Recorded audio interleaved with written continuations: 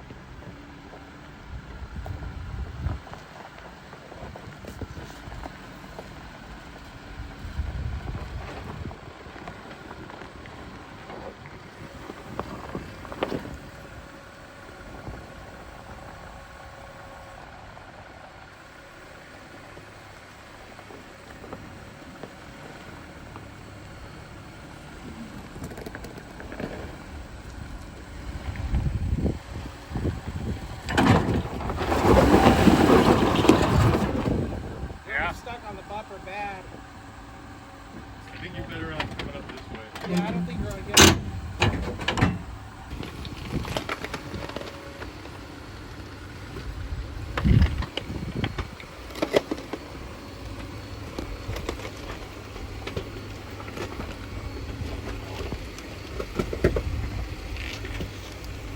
Just a little bit more.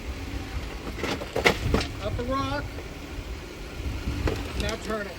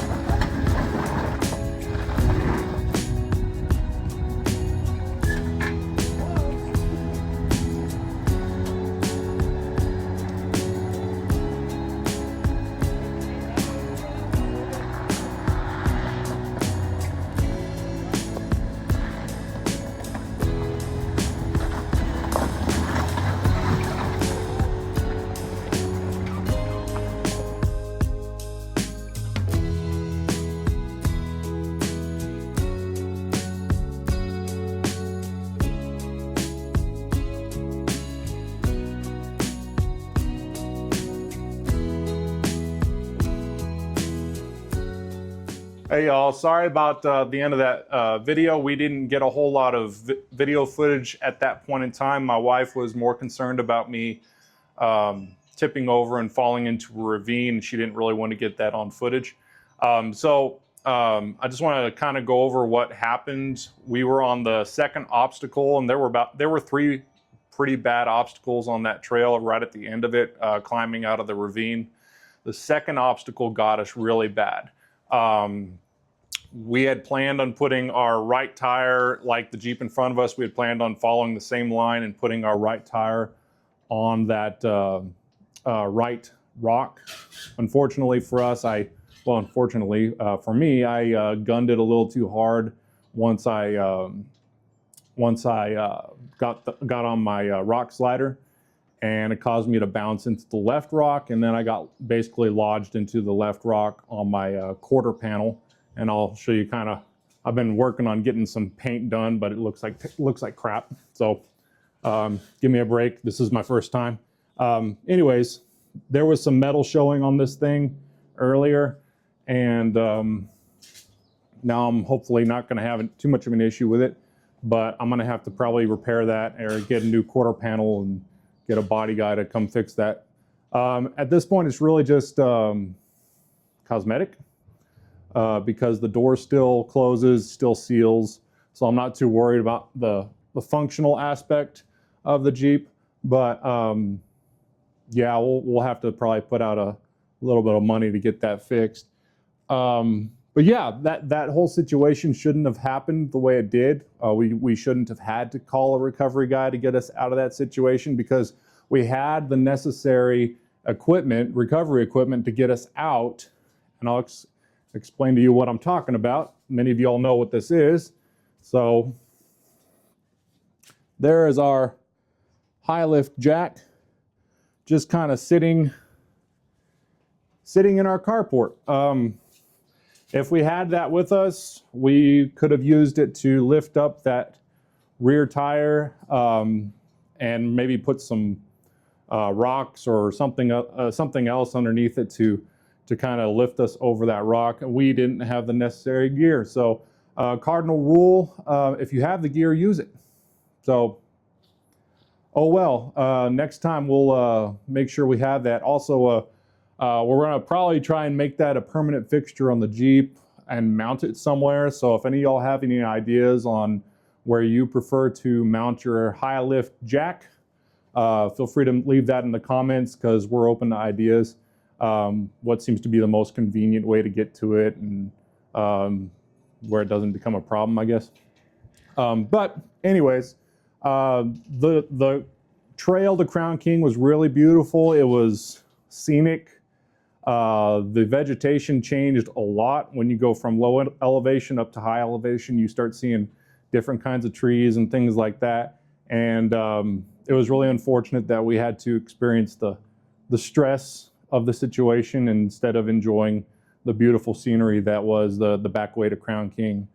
Maybe we'll hit it again sometime in the future, maybe after I can do a few more modifications to the Jeep. Once the factory warranty runs out, I'm probably going to just go ahead and spring for a lift of some kind. Also, if you guys have any thoughts on lifts, on what I should put on the Jeep, feel free to leave a comment below for that as well. There are a few people I wanted to thank for their help in our little predicament. First, I want to thank John and Matt, who were in the Wranglers traveling right next to us. You guys were a lifesaver. Thanks for getting us to Crown King so we can relax before we wait on the recovery vehicle. Also, on the topic of the recovery vehicle, I want to also give a big shout out to Carl at Wild West Recovery. You were awesome. Thanks for getting to the site on time. Thanks for getting me out of the situation really easily and efficiently, and also for spotting me through that third obstacle. You also were a lifesaver, sir. And I will definitely link Wild West Recovery in the comments or in the description below if you want to go check them out. But yeah, thank you again for checking us out on this channel. Feel free to like, subscribe, give us some questions, comments, anything that you guys would recommend for future adventures, and I'll see you guys in the next one.